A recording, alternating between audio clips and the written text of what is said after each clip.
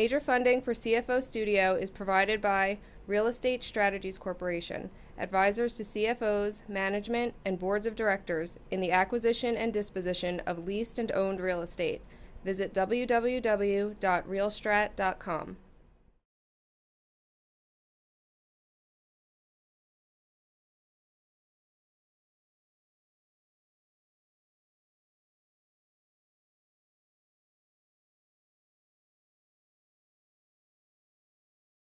Hi, this is Andrew Zezas, your host at CFO Studio.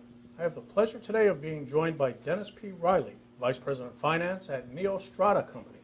NeoStrata Company is a New Jersey-based skincare products with both R&D and headquarters here in the state. And interestingly enough, they're privately held and they do most of their manufacturing here in the state as well. Dennis, it's nice to have you here on CFO Studio. Thanks, Andy. I really appreciate you inviting me in today. Thanks so much. Dennis, before we talk about what we're here to talk about today, why don't you share with us a little bit about NeoStrata? Yeah, NeoStrata is a skincare company based in Princeton, New Jersey, and what differentiates us in my mind is we're clinically proven skincare products. So we really go out and test our products, and we believe they really work, and our customers believe they really work. And our biggest challenge is getting people to try the products, because I guarantee you, if they try them, they'll use them again. And how long has the company been around? The company's been around 23 years. And not private equity held, but privately held? Privately family held. It's owned by two families, the families of two doctors. One's a dermatologist, one's a scientist, and these two doctors invented alpha hydroxy acid. They and have developed NeoStrata as a company for their own brand of products. These two doctors are, in essence, rock stars in the dermatology world, have received awards from the American Academy of Dermatology, and have really developed skincare products to help cure skin ailments. And really, their whole quest for skincare products came out of studies for skin diseases, and they noticed that many of the effects of these products were great for anti-aging and other skin things. Excellent, excellent. So today, Dennis, we're here to talk about the current economy and your views on how CFOs can drive success, drive growth. Let's talk about the economy first. So given all the funk that's gone on, right, and the current economic conditions, how have those conditions adversely impacted companies' ability to secure bank financing to fund and drive growth? The markets, especially with the big banks, I've seen have been extremely tight. Everybody's holding their cash. Everybody is reluctant to loan money. You know, years ago, it seemed like, you know, if you showed up, just like in the mortgage market, it seemed like the banks were very willing to lend. Nowadays, it's a whole different world, and we've actually seen that the bigger banks are more reluctant than the smaller banks. We've found success at the regional and community bank level, and actually been able to secure a working capital line of credit going down that path, and found that it's a very different world at that level. But you have to have good fundamentals. And you said you've got great relationships with your bankers. Yeah, we're thrilled with our relationship, but we've had to develop that over time. They had to get to know us. And now that they have, you know, I think I was telling you earlier, we just expanded our line of credit with the bank today. And that's, again, a great banker and a great relationship of people that have gotten to know us and really spent some time understanding our business, and you know, we're very pleased and happy with that relationship. Excellent. Congratulations on that bank line.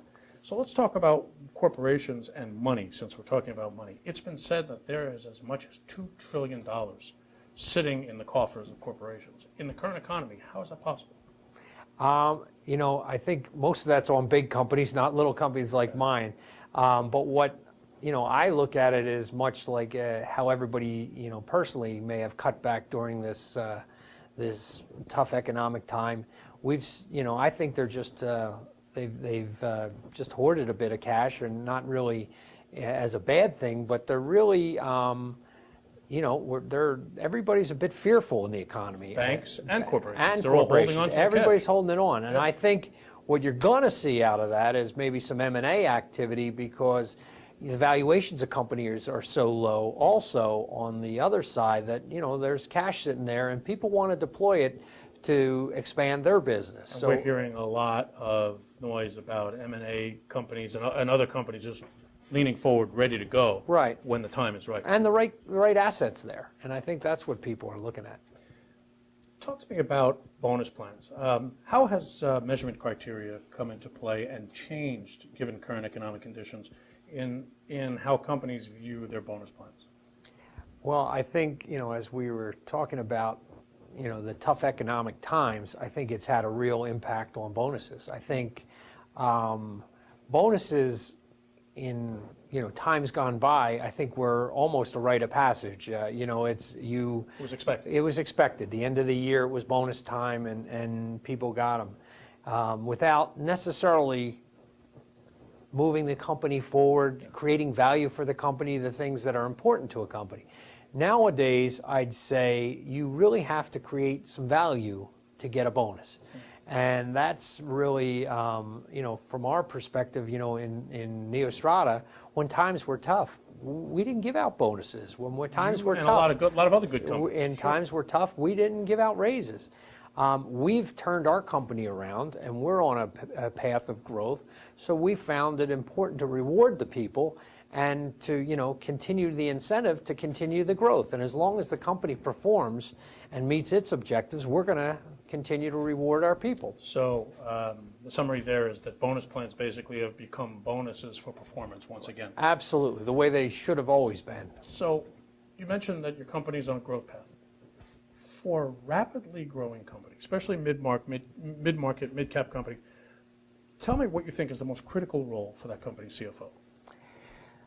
The old cash is king thing. For our company, it's really, and I think for any company this applies, is especially the mid-market type company with rapid growth. What I've seen is working capital is something you've got to keep your eye on closely, and cash flow is king. And we look at cash every week. We're constantly forecasting out well into the future, looking at our needs, and trying to ensure that this growth doesn't result in a real drain on cash flow. We make a profit, okay?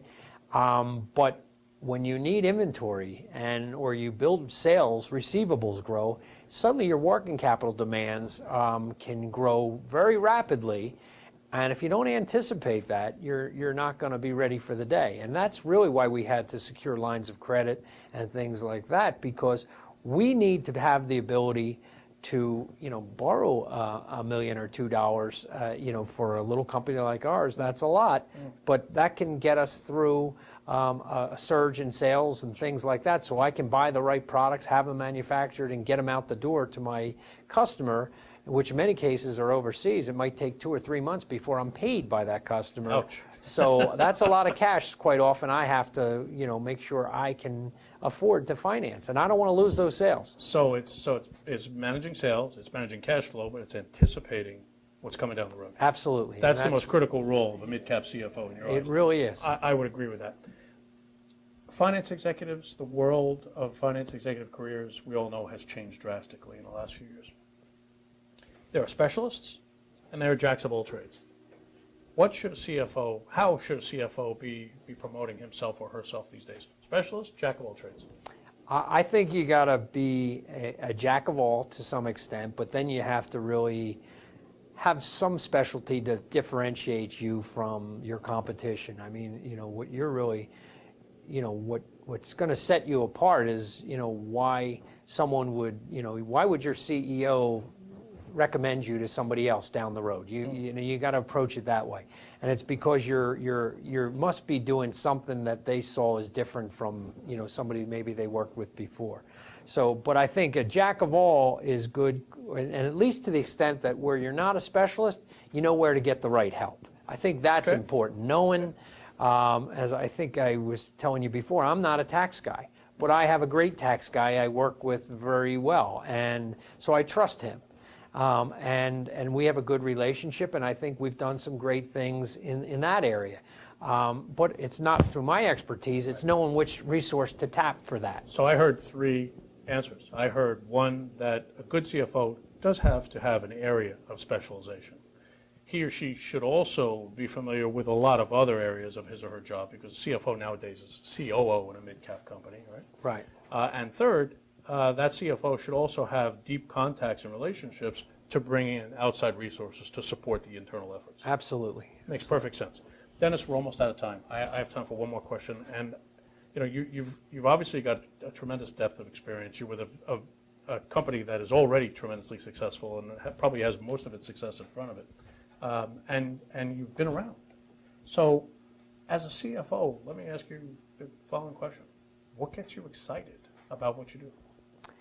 I really enjoy being part of a sales and marketing organization. I believe, and not to be in a sales meeting or something like that, but I mean to be part of a group that's creating value. And really, I enjoy being part of a business that's becoming, growing profitably, creating more value. I think, pharma, biotech, things where you're developing maybe a product that's going to become down the road a wonderful thing. I mean, that's a great world too, but I'm more of the type of person that wants to be, we sold 1,000 of our product this month and we sell 2,000 next month and we're all on that ride. I get a jazz out of that ride, because you're creating real value. You've broken away from your infrastructure and now you're starting to become profitable. Mm-hmm. I love that kind of startup environment, and I've been there with several of the companies I've worked for, and I'm there again with NeoStrata, and it's that ride I like. When you really are, coming from, a company that, in some of these startups where you bought the first pencils and computers to now you're on a ride where we're making money. And I remember one of the companies, our chairman was great. He gave us, we had our first nickel a share in a quarter, and we all got a nickel. And, it's just little, but it's fun. We popped champagne corks when we broke through different thresholds. I mean, it's just fun to be a part of something. And creating something. But creating a real business that's growing and developing. It's just, I enjoy that. That's very, very cool. Dennis, this has been wonderful. I hope you'll come back and see us again. Oh, I definitely will. Thank you. I want to thank you very much for being on CFO Studio. All right. Thank you, Andrew. I enjoyed coming. I really did. Thank you. This is Andrew Zezas with Dennis P. Reilly, Vice President of Finance at NeoStrata Company, saying thank you for watching us on CFO Studio. Major funding for CFO Studio is provided by Real Estate Strategies Corporation, advisors to CFOs, management, and boards of directors in the acquisition and disposition of leased and owned real estate. Visit www.realstrat.com.